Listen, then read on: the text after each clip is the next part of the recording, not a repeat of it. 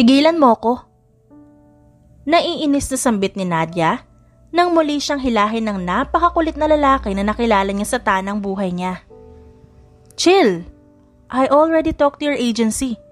You will be my pretend secretary for a while. Ngumisi siya at pinagtaasan nito ng kilay. Sa'yo na nanggaling, Mr. Easton Bencamino? Sa agency ko. I am an agent, a high-paid skilled agent. Hindi para maging sekretarya ng kahit sino. Tatalikod na sana siya na makita ang pagpasok ng kanyang ama sa opisina.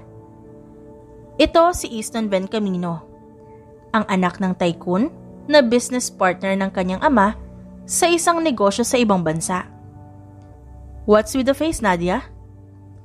Mas lalo lang nangunot ang mukha niya. Hindi niya itinago ang pagkainis sa mga ito. I will not accept this mission. Anything but not this. He's a criminal, sir. Tumikim ang binata na para bang na-offense sa sinabi niya. It's just a false accusation.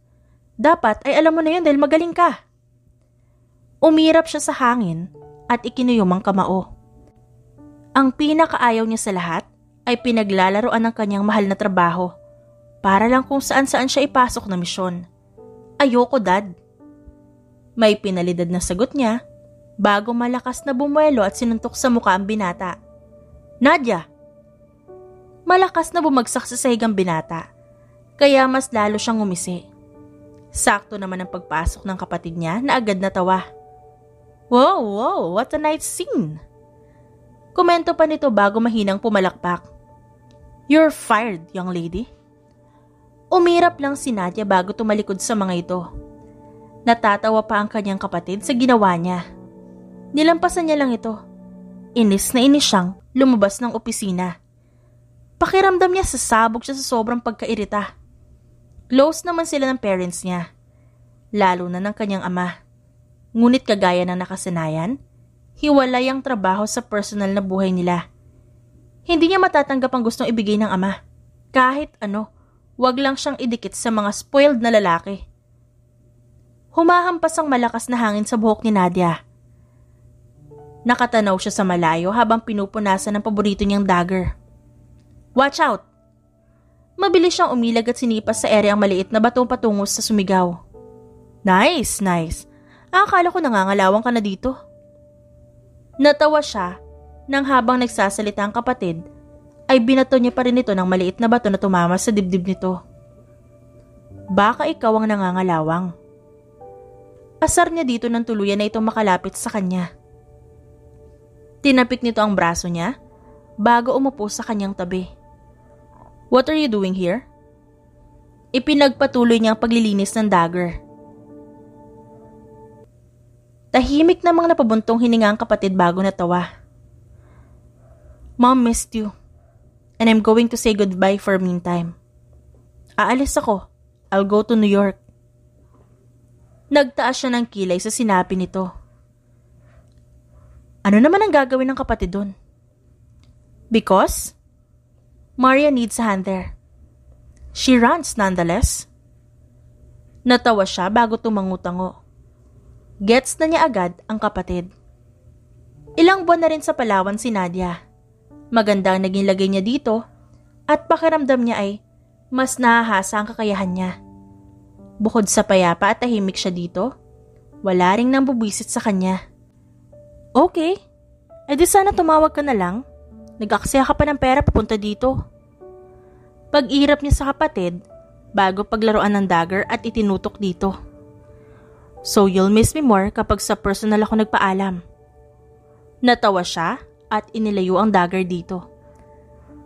Let Maria know that I missed her a lot. She was a rich lady. Ang pamilya niya, sa side ng mama niya na si Miana Peralta, ay ubod ng yaman. Hinaluan pa ng lolo niya na ama ng daddy niya na dating Pangulo ng Pilipinas. And there she was, Nadia Rose Peralta Veron, a highest paid agent at the age of 23. Nakaline up ang mga pangalan nila para sa most in demands agent. Lumaki man na meron ng lahat kay Nadia, hindi siya kailanman naging spoiled. Kahit sino sa pamilya nila ay mga humbled person at pinaghihirapan ng sariling pera. Mabuti naman at bumalik ka na, may bisita ka daw. Nangunot ang noon ni Nadia. Bukod sa kapatid na si Nixon, ay wala na siyang ibang kilalang bibisita sa kanya dito sa Palawan. Sino daw ate? Tanong niya kay Cecilia. Nagkibit-balikat lang ito bago lumabas sa tinutuluyan niyang vacation house. I'll go first na, nag-iwan lang ako ng grocery mo. Tumango at ngumiti siya sa pinsan. Thank you ate. Tuluyan na itong umalis kaya naman pumasok na siya sa loob ng vacation house. Malaki rin ito at glass house. Ito ang napili niya sa lahat ng inoffer sa kanya ni William. Kitang-kita kasi dito ang tanawin sa dagat. Hi. Pakiramdam ni Nadia ay umakyat lahat ng inis niya sa katawan. Ito ang nag-iisang tao na ayaw niyang makita pang muli. What the fuck are you doing here? Gigil na tanong niya, lalo na nang makita niya na may maleta sa tabi ng malaki niyang sofa. Kalma ka lang, Miss Veron. I'm here to relax. Mabilis niyang kinuha ang baril sa likod at kinasayon. Wow, chill! Mabilis nito itinaas ang kamay at tumatawang nakatingin sa kanya. Leave my house now. Kung gusto mong mag-relax, wag dito. Asik niya at kinasa ang baril, ngumisi naman ito sa kanya. Too bad. All houses are occupied. Tanging ito lang ang bakante. Nang aasar ang boses nito, mas lalo lang siyang napikon. I bought this house. Anong pinagsasabi mong bakante to? Baka yung dibdib mo ang gusto mo maging bakante. Kasi tatadtadin ko ng bala yan. Naiirita niyang usal. Tumawa lang ito ulit. At para bang pagmamay-ari nito ang sofa niya at basta na lang humiga dito. I didn't know that a Peralta will shoot an innocent person. Tumalim ang tingin niya dito. Nang gagalaiti talaga siya sa inis. You're not innocent. Trespassing ka sa bahay ko. Malawak lang itong umiti sa kanya. Para bang baliwalang baril na nakatutok dito. Pinapasok ako ni Cecilia Peralta at hindi ako nag-trespass kahit kailan. Napapikit siya sa pagkairita at nagpipigil na ibinaba ang baril niya. You're fucking spoiled brat. Ang akala niya, makakataka siya sa buwisit na lalaking to. Ngunit heto sa sofa niya, ang pinaka nakakairitang lalaki. Kung susundan ba naman talaga siya ng kamalasan? Malaki ang ngisi ni Easton habang tinitingnan ng nakatalikod na si Nadia. Nagdadabog pa ito habang naghihiwa ng mga ingredients para sa lulutuin nito. Ano ba yan? Umalis na nga sa Maynila, pero may sumunod namang kupal dito sa Palawan. Kahit saan na lang, hindi nawawalang peste sa buhay ko. Bulong nito kunwari, narinig naman niya. Gusto niya itong pagtawanan. Ramdam na ramdam niya ang pagkabwisit nito sa kanya. I can hear you from here. Nakangising aniya dito. Lumingon ito sa kanya at inirapan siya. Di congrats sa'yo, hindi ka bingi. Tuluyan na siyang natawa. Namumula na ang mukha ng dalaga sa pagkairita sa kanya. Parang kahit anong oras ay sasabog ito. Tumayo siya at marahang lumapit dito. Nakita niya kung gaano kahigpit ang hawak nito sa kutsilyo. Lumayo-layo ka sa akin at baka ikaw ang gayatin ko, Mr. Ven Camino. Banta nito sa kanya. Ngunit hindi siya nagpatinag. Ilang buwan na rin simula nung makatanggap siya ng rejection sa dalaga. Ang malala pa, hindi lang rejection kundi malakas na sapak din. I want to make a deal with you, Miss Veron. Hinawakan niya ang kamay ng dalaga.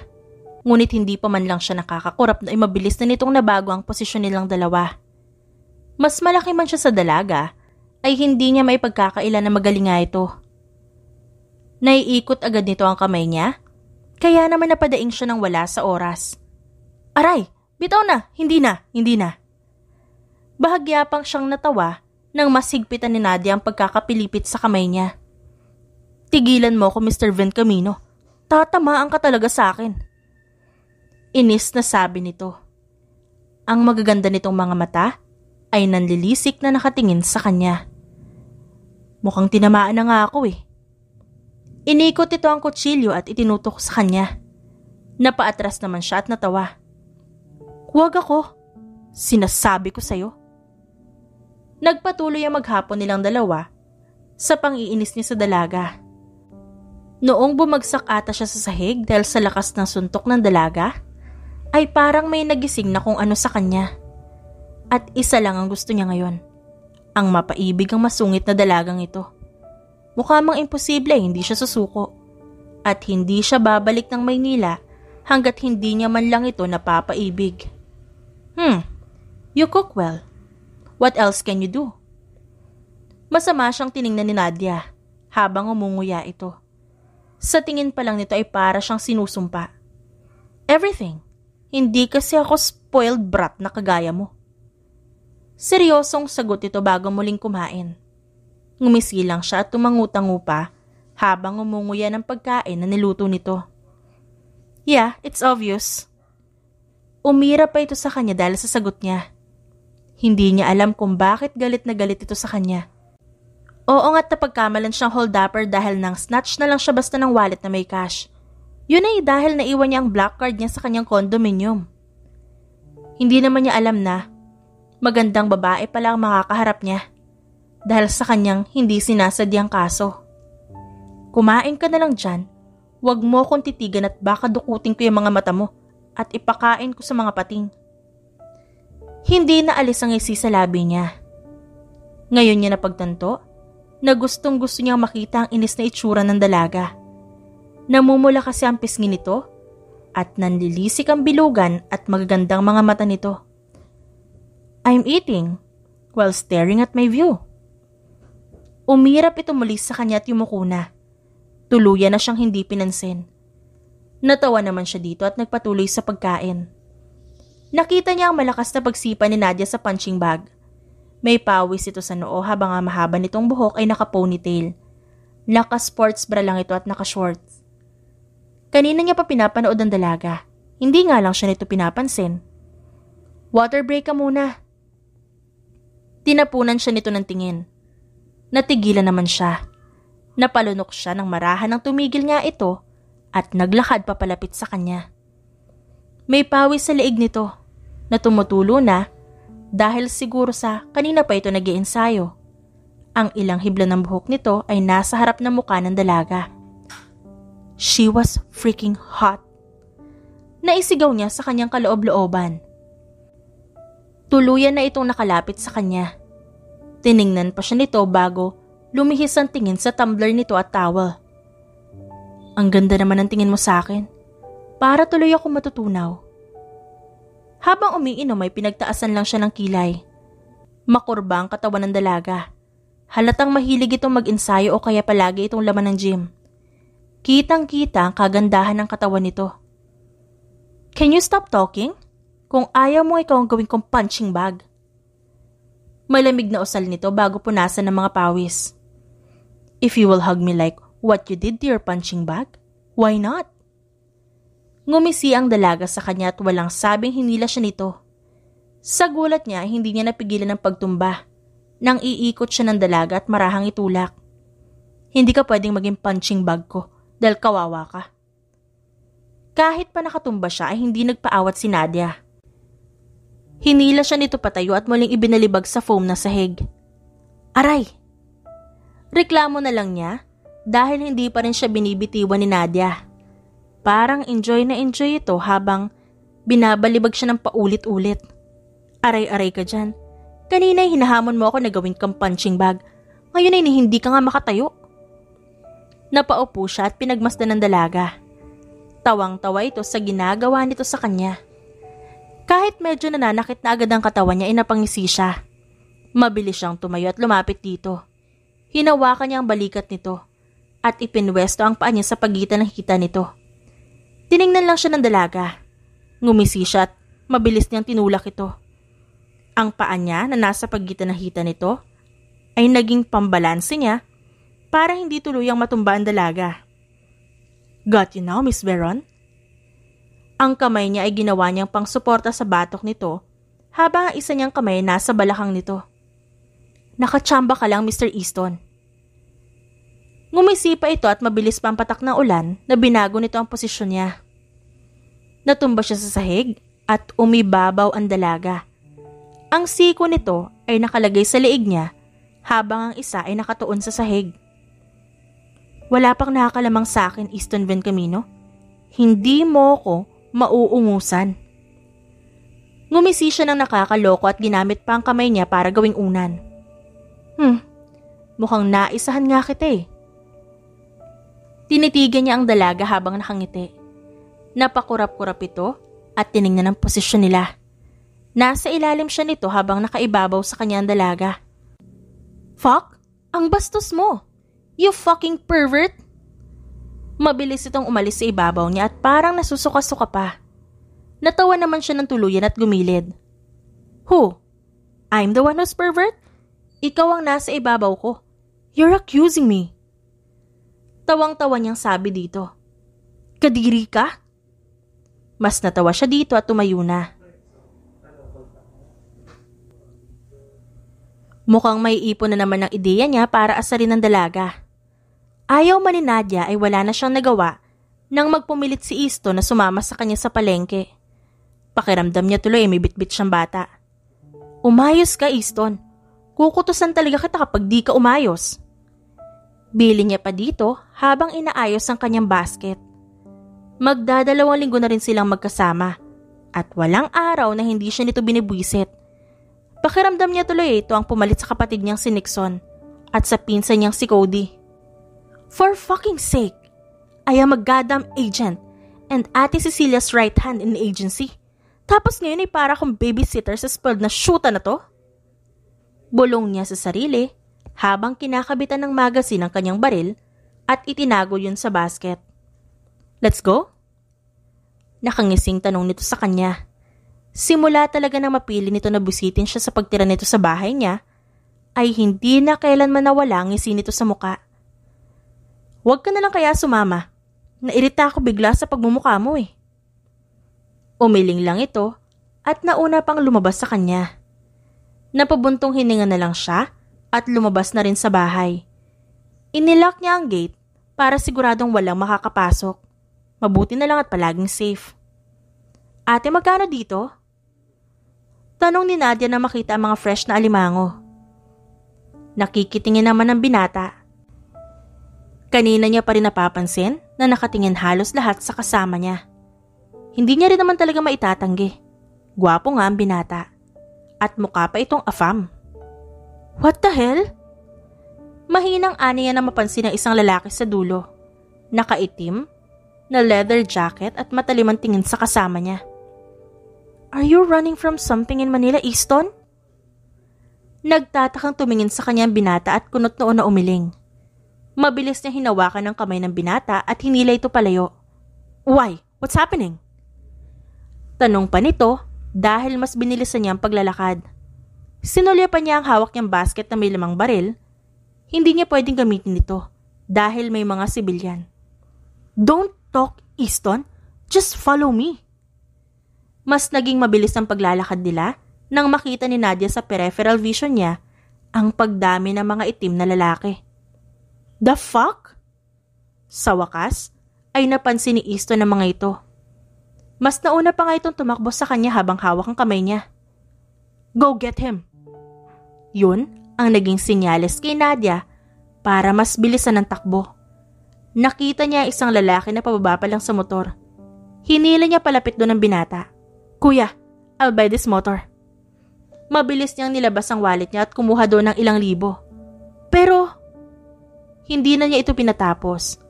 Inilagay niya lang sa dibdib nito ang bayad bago niya sinuotan ng helmet ang binata. Hold tight!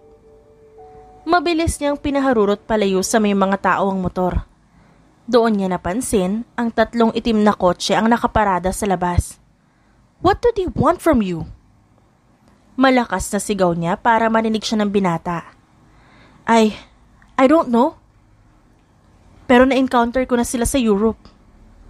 Doon ay nangunot ang noo ni Nadia. Noong binibigay ng ama niya sa kanya ang misyon para maging pretend secretary nito, ay wala itong nabanggit sa kanya ng history na may mga gustong kumuha dito. Then why not talk to our agency to get you guarded? Naiinis na tanong niya habang pinapaharurot ang motor dahil napansin niya na sumusunod na ang mga ito. I want you to guard me.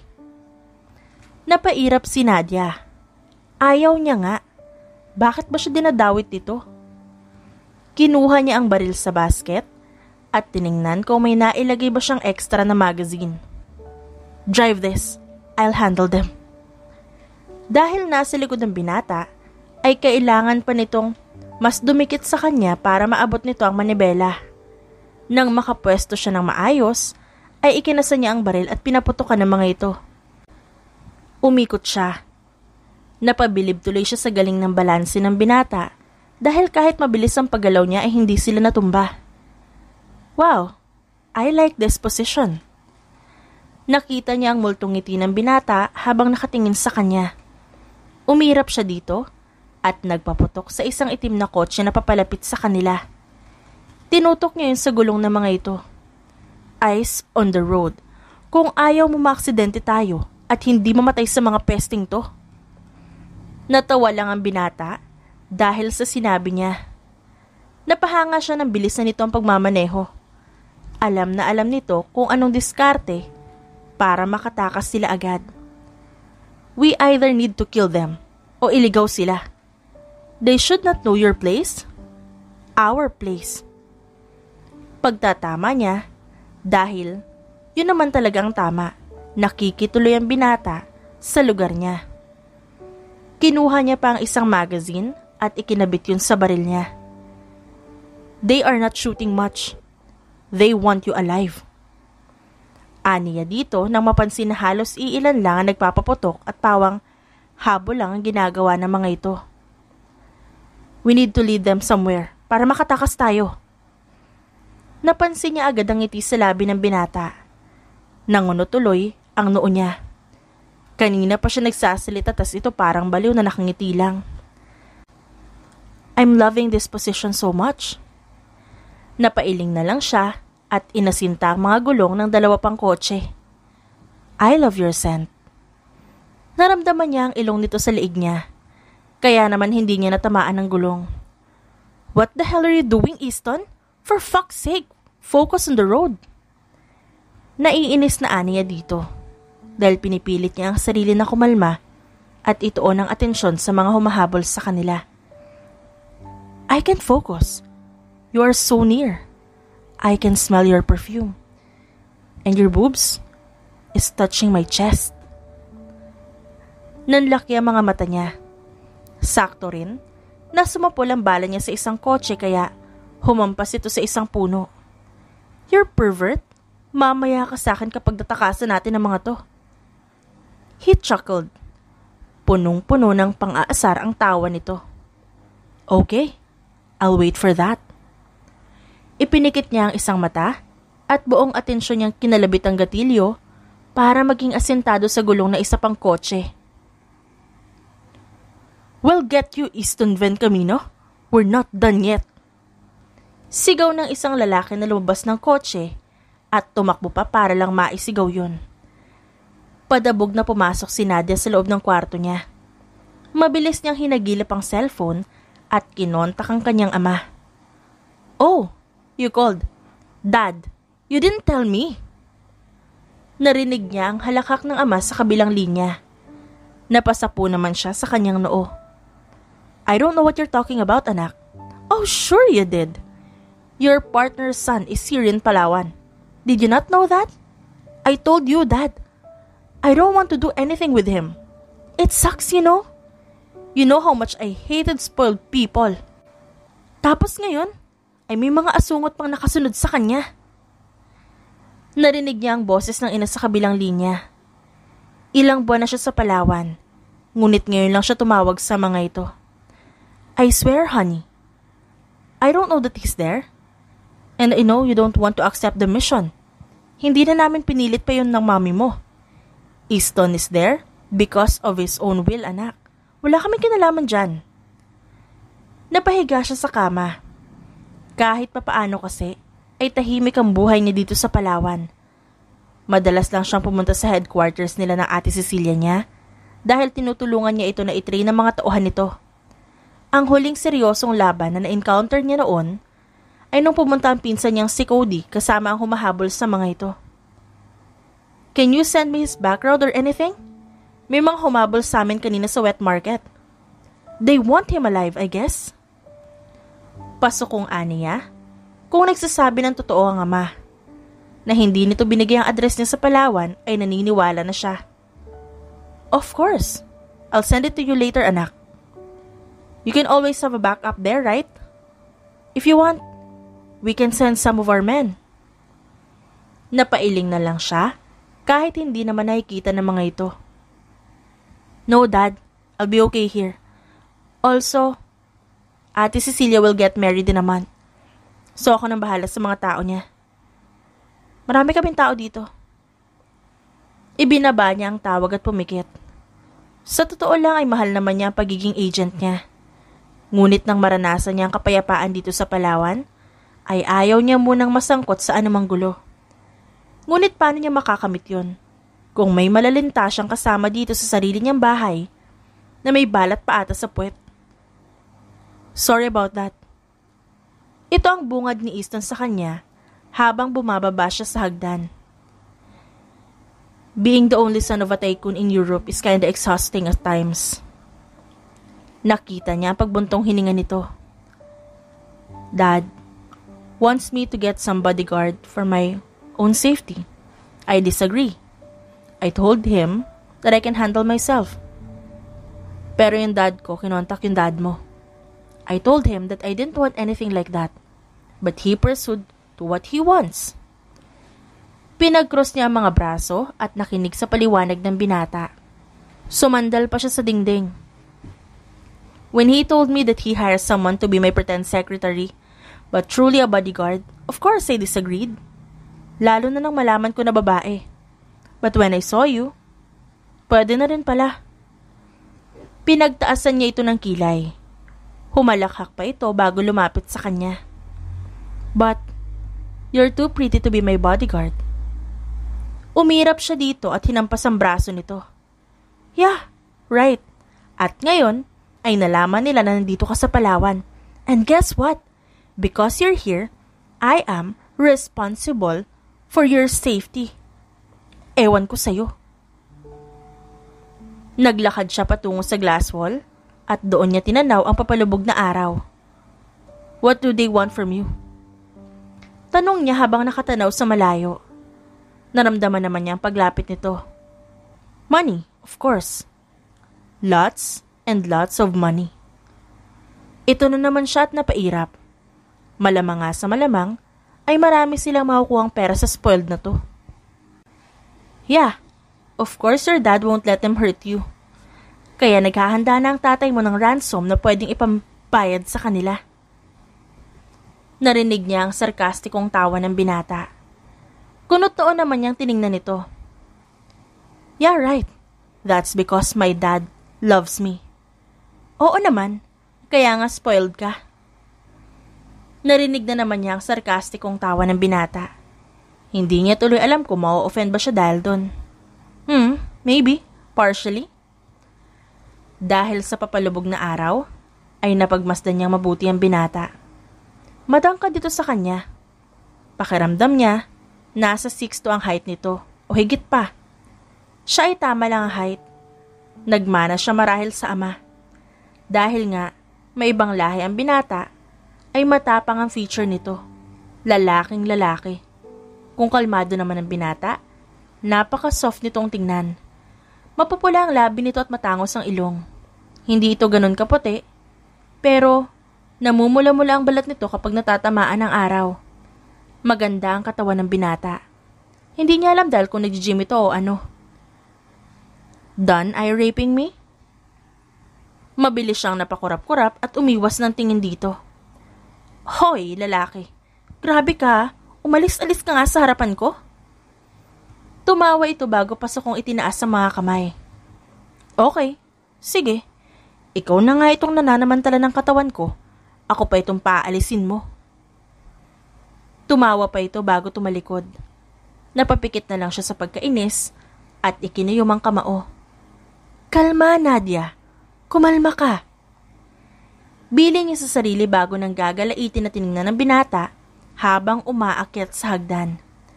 You know, you can always knock on my door if you want to. Sleep with me? Nanlaki ang mga mata niya sa pahabol pa nitong sinabi. Napatampal siya sa kanyang noo at hindi makapaniwala. Diyos ko, ano ba tong pinasok ko? Naiinis na tanong niya sa sarili dahil sa nakakabwisit na lalaking to. In your fucking dream!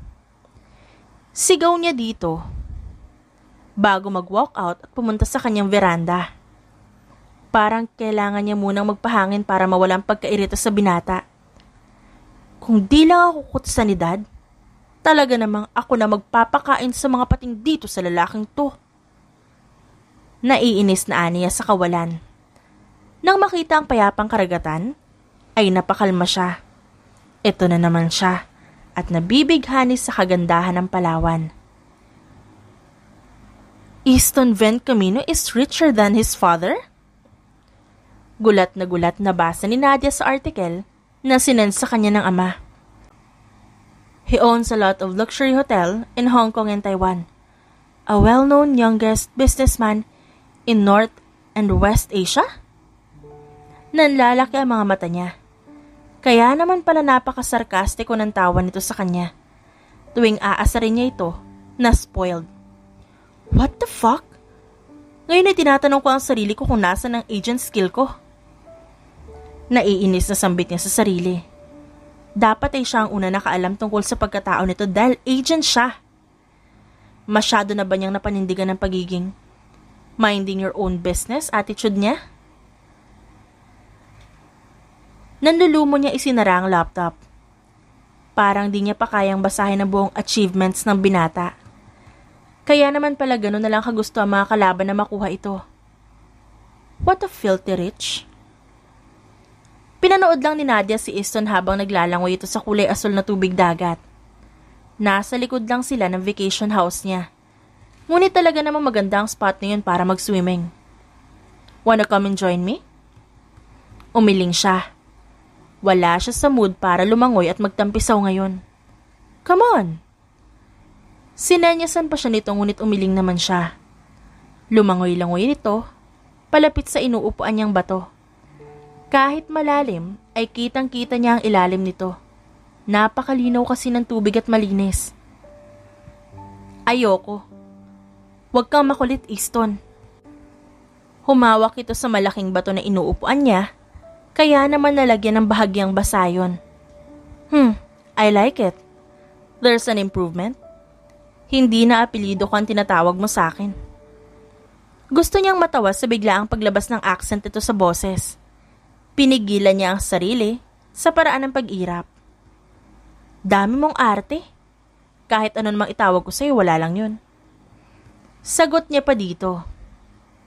Kitang-kita niya ang katawan nito sa ilalim ng tubig kaya umiwas siya ng tingin. I feel like my last name suits your name.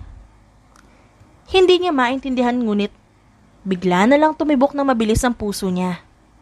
Para bang may mga kabayong nagtatakbuhan doon. Asa ka naman. Nakita niya ang pagngisi nito sa kanya. Talaga? Mabilis siya nitong hinila kaya naman napasigaw siya. Easton! Malalim ito kaya naman napahawak siya sa balikat ng binata. Kahit pa marunong na siyang lumangoy, ay napahawak pa rin siya dito sa pagkabigla. Basa na tuloy ako. Tumawa ang binata at hinawakan siya sa bewang. Naramdaman niya na naman ang mas lalong pagbilis ng tibok ng puso. Ano ba tong nararamdaman niya? Para natuloy siyang nababaliw. You're so fucking gorgeous every time, Nadia. I can't help myself but to praise you. Like I'm your servant who's willing to serve you anytime. Naramdaman niya ang pagiging sinsero nito. Sa kauna-unahang pagkakataon, ay hindi ito ngumisi para mang-asar. Tanging, kakalmantehan na nakapaskil sa mukha nito. You're like a goddess who cursed me to be this so in love. Nanlaki ang mga mata niya. Ano daw? In love? Baka naman nag-good time lang ito. I'm going crazy about you. Naramdaman niya ang pagbilis ng paghinga ng binata. Para bang nahihirapan ito sa mga susunod na sasabihin. This will be my biggest crime, but even you arrest me, I'm willing to do it. Gusto niya pang tanungin ng binata kung anong balak nitong gawin. Nang maramdaman niya ang paglapat ng labi nito sa kanya. Ang akala niya ay aalisin agad nito. Ngunit naramdaman niya ang marahang paggalaw ng labi nito. Kahit gaano siya kalakas, ay parang bigla siyang nanghina. Napapikit siya ng mga mata at tumugon sa halik nito. Napamulat siya nang may tumamang liwanag sa nakapikit niyang mata.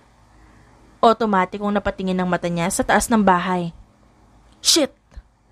Mabilis niyang hinila ang binata patungo sa malaking bato at itinago ito sa pagitan nun. Stay here! Takang-taka ang binata sa ginawa niya. Sumisid siya sa tubig at nang makaahon, ay payuko siyang lumapit sa may towel at kinuha ang baril sa ilalim nun.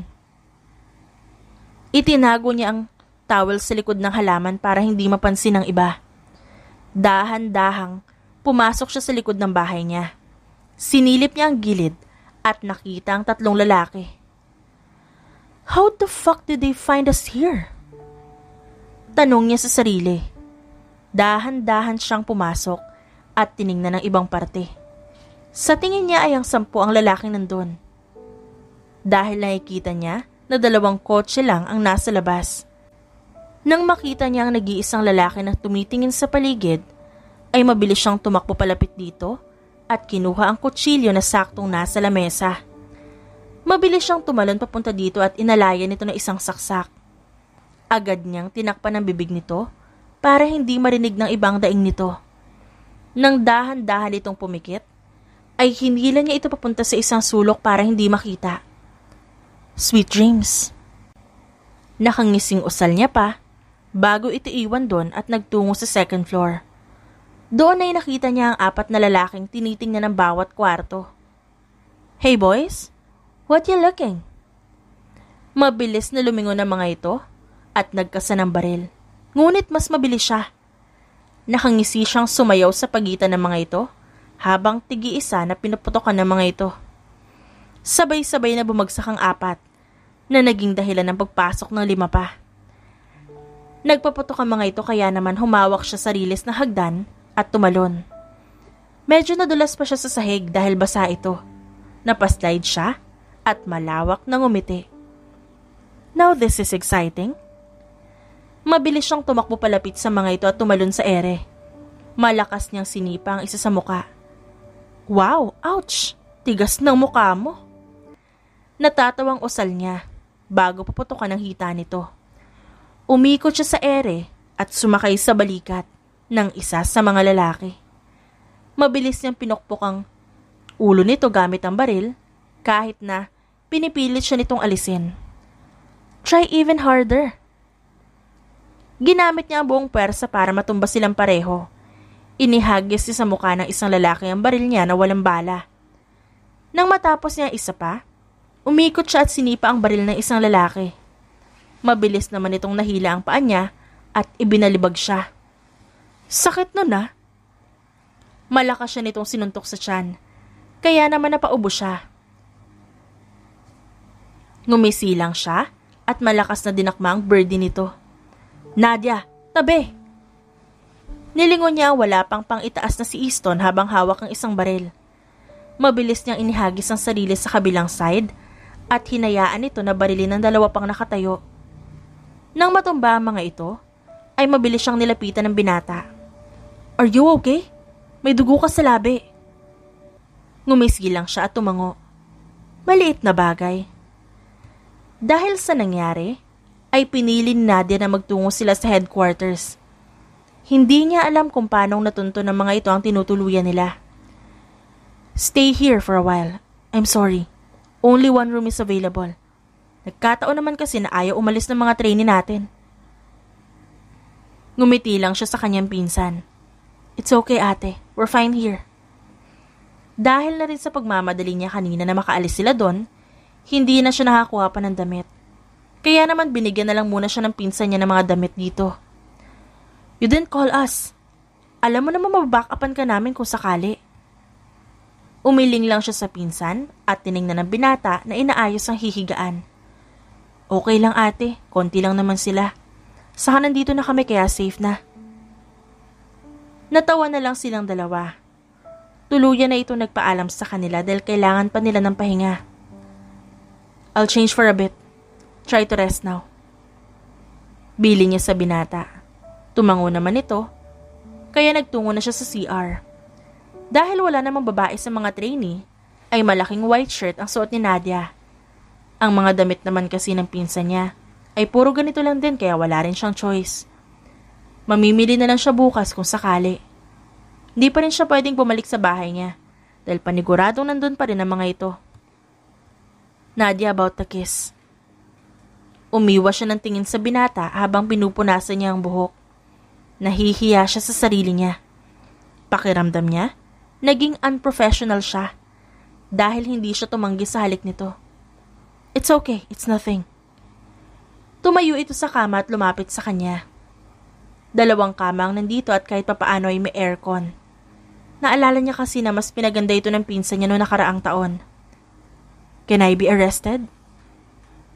Napataas siya ng kilay na makalapit na ito sa kanya. At yun lang ang tinanong. Tumayo siya para lumayo ng konti sa binata. Try to surrender yourself. Baka pwede. Irap niya sa hangin at tinalikuran ito. I surrender myself to you. Is that enough? Humarap siya dito. Handang barahin ng binata. Nang mapansin niya na nasa likod niya na ito agad, bahagya siyang napaatras at naapakan ng sariling paa, dahilan para matumba siya at mahila ang binata. Mabuti na lang at nasalo ng kamay nito ang ulo niya, kaya hindi siya nasaktan sa pagbagsak. Pwede ba? Social distancing tayo. Aniya pa, nang hindi pa din kumikilos ang lalaki na tumayo. Nasa ibabaw niya ito ngayon, at siya naman ay nailaliman ng malaking binata. Can't you really do that? Nangunot ang noo niya. Magsasalita pa sana siya nang maramdaman na naman niyang lumapat ang labi nito sa kanya. Kahit pa may kalamigan ng tiles, ay biglang nawala yon sa pakiramdam niya nang maramdaman niya ang muling paggalaw ng labi ng binata. You're making me crazy with your sarcastic words, Nadia. It's your fault why I'm like this. Gusto niya pa sana mga tuwiran na hindi pa nakakabawi, ay hinagka na naman siya nito. At sa pagkakataong ito, mas malalim, mas nananabik, mas nagnanais ng masigit. Naramdaman niya ang pag-angat nila. Wala siyang lakas para magmulat. Pakiramdam niya ay inubos ni Easton ang lakas niya sa pamamagitan ng paghalik nito sa kanya. Isinandal siya nito sa pader nang mas lumalim pa ang halikan nila. Hindi na siya makapag-isip ng tama. Hindi ba't ayaw niya ito? Ayaw niya sa binata. Dahil spoiled ito at nakaasa lang. Hindi. Nagkamali siya. Hindi ito nakaasa lang. Ayaw niya lang tanggapin na nagkamali siya ng pagkakakilala sa binata. Marami pa ba ang trainee mo? Tanong ni Nadia sa pinsan niya habang pinapanood nila ang mga nag-iensayong trainee. Marami-rami naman. Sa tingin ko mas dadami yan next year. Kung mabubuntis ako, ikaw na mag-aasikaso dito. Kinindatan niya ang pinsan. Senyales na siya na ang bahala. Basta ay maging masaya lang ito. Nakita niya naman kung gaano kasaya ang pamilya nila. Hiwalay lang talagang personal lang buhay sa kanilang trabaho. Kaya naman kahit may tampo siya sa kanyang boss na kanyang ama, ay iba pa rin talaga na namimiss niya ang mga ito. Hi! Bati ni Easton sa kanya. May hawak itong tasa ng kape. Sakto na naman na umalis ang pinsan niya. Morning! Lumipad ang tingin nito sa binti niya. Dahil nga malaki ang damit niya, hindi na siya nag-abala pang magsuot ng mahabang pang ibaba. Ngunit ngayon na nakaupo siya, ay bahagyang nakalabas ang short shorts niya. Kunwaring hindi niya napansin ang tingin nito sa hita niya, at pinag-cross niya pa ang binti. Lumapit ito at umupo sa tabi niya. This headquarter is huge. Tumango siya habang tinitignan ng paligid. Noong unang punta niya dito ay noong nag-uumpisa pa lang ang pinsan. At proud siya sa narating nito. Yeah, you can't even imagine that a lady made this happen. Proud na proud pa niyang sambit. Inabot nito sa kanyang tasa ng kape. Well, I can imagine. Sumimsim siya sa kape nito bago sumandal sa upuan. When are you going back to Manila? Out of nowhere na tanong niya. Nagkibit balikat ito sa katumingin sa kanya. Kapag in love ka na sa akin. Nangunot ang noo niya pero mabilis din na napalitan ng gulat nang hawakan ito ang kamay niya na may hawak na tasa. Ito pa ang ginamit nito upang sumimsim sa tasa. Kung saan pa siya talaga uminom. You're flirting with me, Mr. Easton Van Camino? Irap niya dito na hanggang ngayon hindi pa binibitawan ang kamay niya. Well, obviously, I am flirting with you, Miss Nadia Rose Veron. Hindi siya makapaniwala sa kaharutan ng binata. Ganito ba talaga kapag galing sa ibang bansa? Tigilan mo nga ako. Saway niya dito bago bawiin ang sariling kamay. You'll fall for me. I know it. Ngumisi lang siya dito bago sumimsim sa kape. Yeah, right. You can dream big. Bumaba ang tingin nito sa legs niya. Pinagtaasan niya ito ng kilay ngunit ngumiti lang ito sa kanya. You're so sexy. I can't help but to stare at your beautiful skin. Ngumisi siya at parang hinahamon pa ito sa kanyang tingin. Yeah? Nang ilang araw na lumipas, ay nagdesisyon si Nadia na balikan ang bahay niya. Nagdala lang siya ng ilang tao. Hindi niya na rin sinama si Easton para makasiguro. Naalala niya ang laptop sa kanyang kwarto. Sana endon pa yun. Hindi pa nga pala niya tapos basahin ang information na binigay sa kanya ng ama. Nang masigurado na safe sa loob ay tuluyan na silang pumasok. Mabilis siyang nagtungo sa kwarto niya para hanapin ang laptop. San ko nga ba tinago yun? Hinalungkat niya ang kanyang drawer at wala doon. Nang maalala niya na nasa ilalim ito ng cabinet niya, binuksan niya agad yon at tinignan ang email ng kanyang ama. Bago pa man niya nabasa ay tumunog ang cellphone niya. Your man just left? Natigilan si Nadia sa narinig. Paano aalis? Wala naman itong pupuntahan. What? He's saying about something. I think he's in danger, Nadia. Mabilis niyang pinatay ang tawag at dinaya lang phone number ni Easton. Files of Agent Easton Van Camino number 47. Hindi niya maintindihan ngunit naramdaman niya ang pangangatal ng kamay sa biglang nabasa. Agent? Hindi niya makapa ang sariling boses. Pakiramdam niya ay tinakasan siya ng dugo sa nalaman. Nadia. Kumalabog ang puso niya. Pakiramdam niya ay napaglaruan siya. Pakiramdam niya ay nagsinungaling ito sa kanya. I'm sorry. I didn't lie about anything because in the first place I never told you. Rinig na rinig niya ang malakas na hangin sa background nito. Saan ito papunta? Pabalik na ba ito sa Maynila? Aalis na ba ito sa bansa? I really love the attention you're giving me. So I use the opportunity to look dependent and weak when I'm with you. Nanikip ang dibdib niya. Alam niya sa sarili niya na dapat talaga niyang hindi ito pinagtuunan ng pansin. Ngunit traidor ang puso niya. I am Agent Easton Van Camino, agent from Europe side. My mission is to hunt the biggest illegal gambling owner in the Philippines. But instead of doing that, I create my own mission, which is to make you fall in love with me. And I guess I failed to do my mission. Naramdaman niya ang pagpatak ng mga luha niya. Hindi niya akalain na may biggest plot twist ang buhay niya. Hindi niya akalain na may malaking sikreto sa likod na mapang-asar ni si Easton Van Camino. I'm holding the chip that my enemy's biggest downfall. Ito ang dahilan kung ba't gusto nila makuha ko ng buhay. It's not about being my dad being a tycoon. It's not about my money. It's about my job. I'll finish what I've started.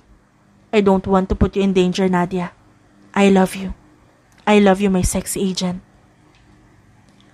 Gusto niyang pigilan ang paghikbi niya, ngunit hindi niya mapigilan ito nang marinig niya ang ilang putukan ng baril sa kabilang linya. Easton! Easton, nasan ka? Nahulog na nga ba siya? Minahal na nga ba niya ang nakakaasar na binata? Until then, Nadia. Hindi niya mapigilan ang mapahagulhol ng patayin nito ang tawag. Naninikip ng matindi ang puso niya. Hindi niya alam na magkakaganito siya. Hindi niya alam na mangyayari ang ganito. Pinanasa niya ang luha at mabilis na lumabas ng kwarto. Kung kakatawag lang ng pinsan niya na ilang minuto lang nakaraan, ibig sabihin hindi pa nakakalayo ang binata. Call for more backups. We will hunt some fish in the area. Matapang na sambit niya bago ikasa ang baril at ilagay ito sa likod niya. Mabilis siyang sumakay sa kanyang big bike. Bahala na kung anong mangyari. Hindi niya hahayaan na umalis si Easton habang hindi pa siya sigurado sa nararamdaman niya. Mabilis niyang pinaharurot ang sasakyan. Nakita naman niya ang pagsunod ng mga tauhan kaya napangisi siya. Mas binilisan pa niya ang pagpapatakbo. Sinusubukan niya pa rin na tawagan si Easton ngunit hindi na ito sumasagot. Don't fucking die yet, you moron. Hindi ka pa nagsasabi sa akin ng lahat. Mariing sambit niya sa sarili habang pinipigilan ang mga nagbabadyanan ng mga luha. Napansin niya ang ilang motor na nakatumba sa bakanting daan. Ito ang lugar kung saan ay wala nang masyadong dumadaan. Napangisi siya at sigurado na nandito si Easton. Mabilis niyang kinuha ang baril sa likod niya nang may mapansin na isang lalaki na nakatutok ang baril kay Easton. Mabilis na itong pinaputokan. Nadia! Ngumisi siya dito at patalo na bumaba ng kanyang big bike. Tumakbo siya palapit dito at tinulungan ito sa pagbaril. Trying to escape from me, huh? Nakita niya ang pagngisi ng binata sa kanya. Umirap lang siya sa hangin at nagpatuloy sa pagpapaputok. Nang maubusan ng bala, ang isa niyang baril, ay mabilis siyang tumakbo sa isang lalaki at buong puwersa na hinigit ang buhok nito. Siniko siya nito at sinipa sa muka. Tumalon siya sa ere at sinipa ang isang lalaki na dumamba sa likod ni Easton. Bumuelo siya sa hangin at malakas sa sinuntok ang isa pang lalaki. Tigas ng muka. Nadaing niya dahil medyo masakit ang nagawa niyang pagsuntok. I'll kiss that later. Mahinahong sambit ng binata. Inirapan niya ito. Hindi niya rin akalain na napakagaling nito sa pakikipaglaban. Ka-level ito ng pinsan niyang si Samuel. Stop flirting with me. Nasa laban tayo, Easton. Ngumisi lang ito sa kanya bago parang baliwalang inihagis ito ang lalaki kung saan. Kapag kuwan, ay binuhat siya nito. Gulat man ay ginamit niya yun na oportunidad para hugutin ang isa niyang baril at tadtarin ng bala ang iba pang mga lumalapit. Kahit madami ang mga ito, ay mas madami pa rin ang tauhan niya. Sa gitna ng ingay sa paligid, ay naririnig niya ang malakas na pintig ng tibok ng puso niya nang maramdaman niya ang kamay ni Easton sa kanyang bewang. Stop touching me like that. We're in the middle of the fight. Natawa ito at hindi nagpaawat. I'm doing this for support. Chill, Miss Veron. Paano siya kakalma kung ang bawat paghaplos nito sa kanya ay may kung anong kuryente ang binibigay sa kanya? Paano siya masasanay sa bawat haplos nitong maingat sa kanya? Humahabol si Nadia sa hininga niya. Matapos ang lahat ng kalaban. Pakiramdam niya ay hanggang sa sunod na henerasyon ay naubos ang mga ito. You good? Tinapunan niya ng tingin ng binata na tumabi sa kanya. Agent, huh? Ngumisi ito sa kanya at tumangutango. Humarap pa ito ng bahagya at inilahad ang kamay sa harap niya. Let me introduce myself properly. I'm Agent Easton Ven Camino. You are? Hindi niya mapigilan na mapangiti at tinanggap ang kamay nito. I'm Agent Nadia Rose Veron from Peralta Clan. Ngumiti ito at marahang inilapit ang kamay nito sa labi nito at hinagkan. Nice meeting you, my sexy agent. Natawa siya dito ngunit hindi pa rin mapigilan ang pag-irap. I'm glad to finally meet you. Your father told me everything about you back then. Gulat ang kanyang ekspresyon. Hindi makapaniwala sa narinig. I love you since then. Kahit hindi pa kita nakikilala ay minahal na kita.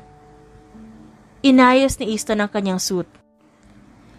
Sa pangalawang pagkakataon ay muling bibisita si Mr. Manuel Peralta at Mr. Nicolas Veron sa mansyon nila dito sa Europe. I'm so glad that you accepted my offer, Mr. Peralta and Mr. Veron. He was 15 years old that time when he first met them. I have a daughter. She's gorgeous and really good at fighting. Simula noon, ay palagi na ipinapakita sa kanya mga litrato ng dalaga. Nasaksihan niya kung paano nahubog ang kagandahan ng dalaga sa paglipas ng mga taon. Wow! Congratulations, son! You made it again! Bati sa kanya ni Mr. Veron. Ngumiti siya dito at inakbayan naman siya ni Samuel Peralta. Isa sa mga naging kaibigan at kasama niya sa pag-iensayo si Samuel. Kasama pa minsan na ilang trainee. Wow! I didn't even realize that you're grown up. Ngumisi siya sa ama. Mas dumami pa ang negosyo niya sa iba't ibang bansa. I saw your room. You kept all her pictures that her dad gave to you, huh? Ngumiti siya sa ama. Sakto kasi na tinititigan niya ang litrato ng dalaga. She's so gorgeous, Dad. Natawa ito at tinapik siya sa balikat. Ni hindi mo pa nga siya nakikilala sa personal. Don't get me wrong, iho. The Peraltas and Veron's family are all great. But can't you imagine? How can a girl inherit anything from them? Umiling lang si Easton sa ama sa kanatawa. Dad, don't tell me you're looking down to a girl. That girl I haven't met in my life inspired me to be this kind of person. I am the richest young man in Europe, Dad. Nang makatanggap ng misyon si Easton na naka-assign sa Pilipinas, ay nakita niya yun na oportunidad para sa wakas ay makilala niya ang dalaga. Ngunit hindi naging maganda ang unang pagkikita nila. I'm sorry for that. Ngumiti lang siya habang nilalagyan ng ice pack ang kanyang pisngi. It's okay, Uncle. She punched really hard. Pareho silang natawa. Hindi niya lubos akalain na mas maganda ang dalaga sa personal. Mas nakakatunaw ang mga tingin nito, mas malalim. I saw how you're looking at my sister. Do you like her? Tiningnan niya ang kapatid ng dalaga. Kanina pa pala siya nito tinitingnan. A lot. So deep. Ni hindi ko nga maiahon ang sarili ko. Naikwento niya sa kapatid ng dalaga kung paano niya ito nakilala. Natawa pa ito sa sariling ama dahil parang ipinareha na agad ng ama ng mga ito si Nadia. She's in Palawan. She don't like annoying people. So I guess she either hate you or fall for you. Ikaw na ang bahala sa diskarte. I already called Ate Cecilia. You can enter her home without worrying. At ganun nga ang nangyari. Naging madali ang paglapit niya sa dalaga. Gustong-gusto niya kung paano ito maasar sa kanya. Gustong-gusto niyang makikita ang mga namumula nitong pisngi sa tuwing nagagalit ito. His 15 years old self, who fell in love in a 13-year-old woman without knowing, was so happy right now. Anong iniisip mo? Napakurap-kurap siya at tiningnan ng nobya na nasa gilid niya na pala. Ikaw, ano pa bang iisipin ko? Sus, baka yung baby loves mo sa Europe. Siguro mismo na sila doon. Natawa siya at marahang hinila ang kasintahan sa bewang. You're the only one ever since? You don't know how crazy I am to you.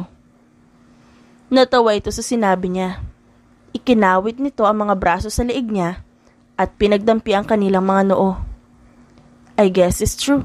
You're lucky then. Ngumiti siya at tumangutango. I am more than lucky.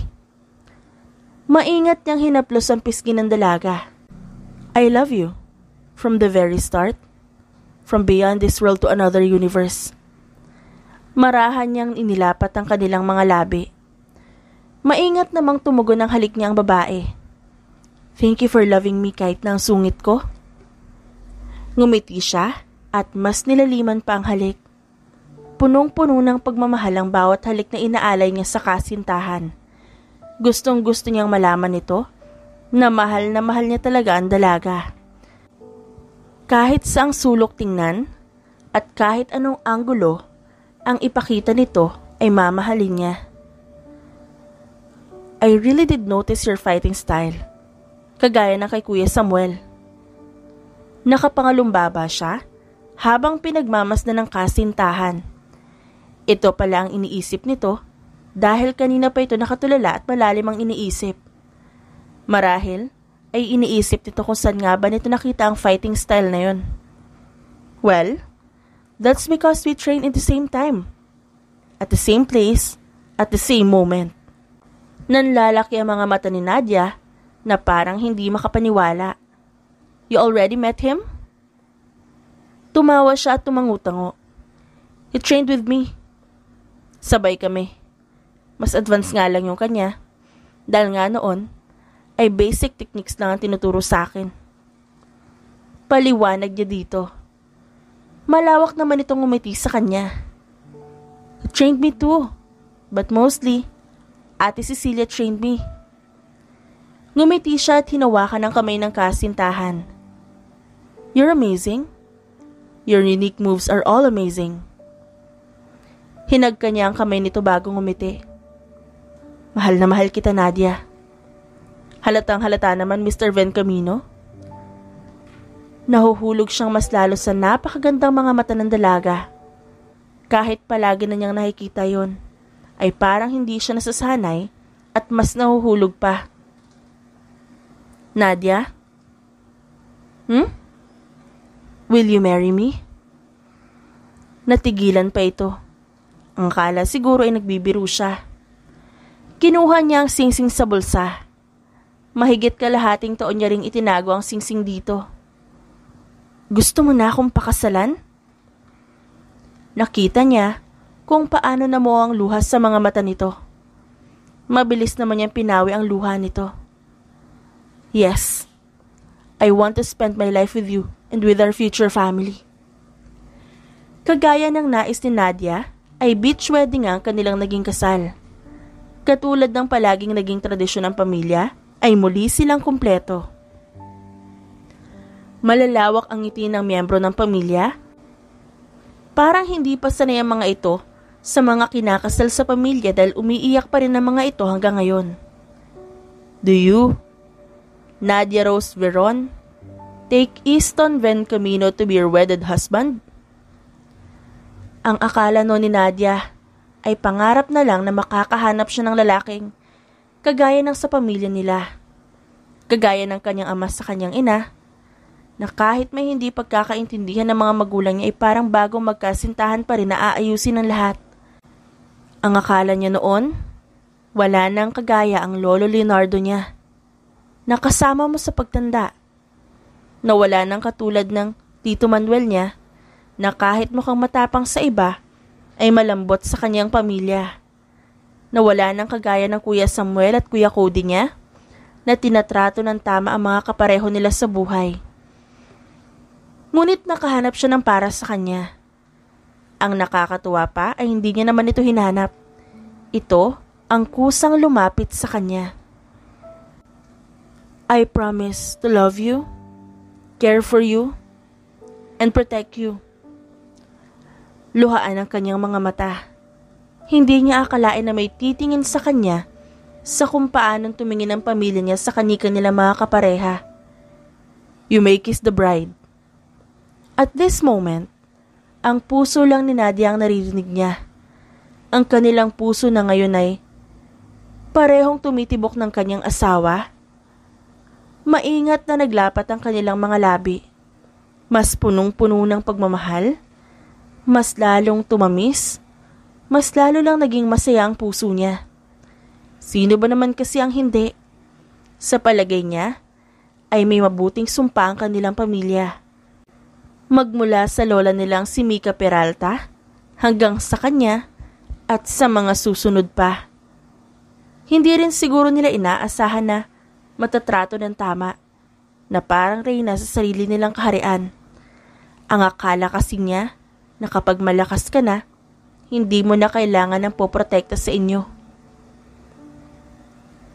My power and my money is because of you, my wife. You inspired me to work harder even we don't know each other. Yet, I want to give you more. Because that is what you deserve. Niyakap niya ang asawa at muli itong hinagkan. Congratulations! Iba't ibang uri ng congratulations ang sumalubong sa kanila. Tuwang-tuwa ang mga ito at mainit siyang niyakap. Oh my little girl just got married. Natawa siya sa kanyang ina at ama. Kumpleto silang muli. Pati ang kanyang mga kapatid na galing pa sa New York ay umuwi sa Pinas para sa kasal niya. Our mansion is now too small for a big family. We should buy a new villa. Biro ng lolo Leonardo niya bago tumawa. Kahit biro yun, ay umagri naman ang buong pamilya nila. I'll buy you a whole place. Bulong ng asawa niya kaya natawa siya. Try to offer that to lolo. He's business-minded. Biro niya pa dito. Lumapit sa kanya mga kapatid. Malawak naman ang ngiti ng mga ito sa kanya. Congrats sis. We're happy for you. Bigyan mo agad kami ng pamangkin ha? Natawa naman siya sa mga ito.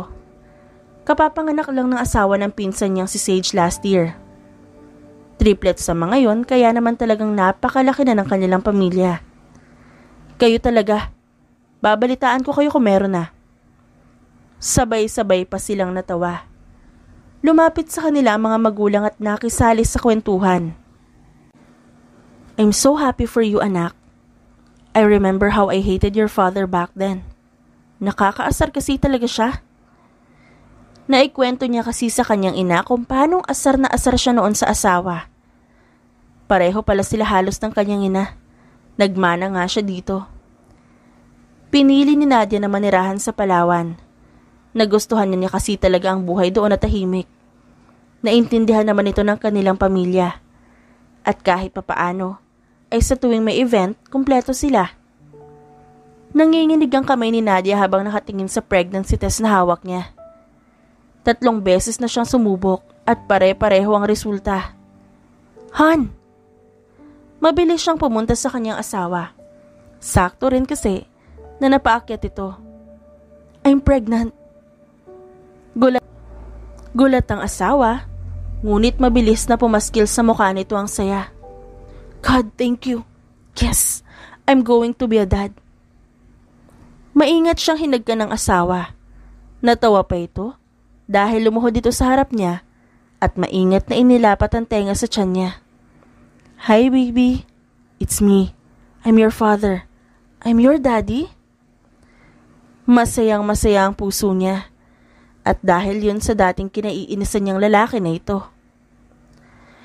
Hindi niya talaga lubos akalain na ang nakakainis na lalaking to ang bibihag sa puso niya at magiging ama ng kanyang magiging anak. Let's announce it to them. At masayang tumango ang asawa niya, ito pa ang nag-arrange ng laptop at camera. Tinawagan nila ang pamilya. Bumungad ang mga ito sa kanila. May kanya-kanyang mga ginagawa at tumigil lang ang iba para harapin sila. Oh, is there a problem there? Umiling silang pareho at ngumiti. Guys, we're pregnant. Ipinakita nila sa mga ito ang 3 pregnancy test na lahat ay positive. Hala, oh my gosh, a new baby? This Peralta clan will rule over the world. Natawa sila dahil may parte na totoo. Lumalaki na ang kanilang pamilya at masasabi niyang masaya yun. Sana, baby boy ulit. Para may panibagong babae na maitatrato ng tama. Natawa sila sa sinabi niyo ni Sage. Agree silang lahat doon. Dahil ito nga mismo ay kasama sa kasal nilang dalawa ni Cody. Nakita naman niya ang pagpupunas ng luha ng kanyang ina. Napangiti siya dahil dito. I'm so happy, anak. I'm so happy. Kahit siya ay masaya, ang buong pamilya nila ay masaya. Siguro dahil kahit kailan hindi sila naghangat na iba, kundi kasiyahan at maayos na pamilya lang. I love you, honey. Thank you for making me the happiest man in the world. You don't know how you shaped me to be this kind of person. I owe everything to you because you're the most precious gift I've ever received. I love you. Umuwi pa sila ng Maynila para doon i-celebrate ang second year birthday ng kanilang panganay na anak. Kasabay din nila ang pinsan niyang si Cecilia at ang buong pamilya nito. Gusto kasi nila na sama-sama sila ngayon sa mahalagang araw ng kanilang anak. Ayaw na nilang mahirapang bumiyahe ang buong pamilya, kaya naman sila na lang ang bumalik ng Maynila. Oh gosh, I missed my apo. Sinalubong ng mga ito ng may init na yakap. Hey bro, missed you. Sigaw ng kapatid niyang si Nixon sa kanyang asawa. Napailing na lang siya at hinayaan ng mga ito. Masaya namang sinalubong ng mga bata ang kanilang anak. Tumalon-talon pa ang munti niyang anghel. He looks so happy, anak. Yumakap siya sa kanyang magulang bago tumango. Wala namang dahilan para maging malungkot, Mom, Dad. You guys raised me to be this wonderful person, to be an amazing mom. Pinigilan ng kanyang ina ang muling maiyak. Natatawa tuloy ito habang pinagmamasdan ng lola Mika nila na nilalaro ang kanilang mga anak. Ganito siguro ang naramdaman ni Mommy at Dad noong kinasalat nagkaanak na kami ni Daddy mo. Siguro, Mom. Proud sila sa'yo palagi. Uy, may happy momentum na naman kayo at hindi kami sinama nitong si Marian. Inirapan niya ang mga kapatid at hinila ito papalapit sa kanila. Ito talagang si Nixon hindi na nagbago. Napakadrama pa din. Natawa sila sa asar ng pinsan nilang si Cody. Kuya? Inirapan lang to ni Cody at bumalik sa pamilya nito. Natawa naman siya at hindi na uubra ang kaartehan ng kapatid. Marian, we miss you.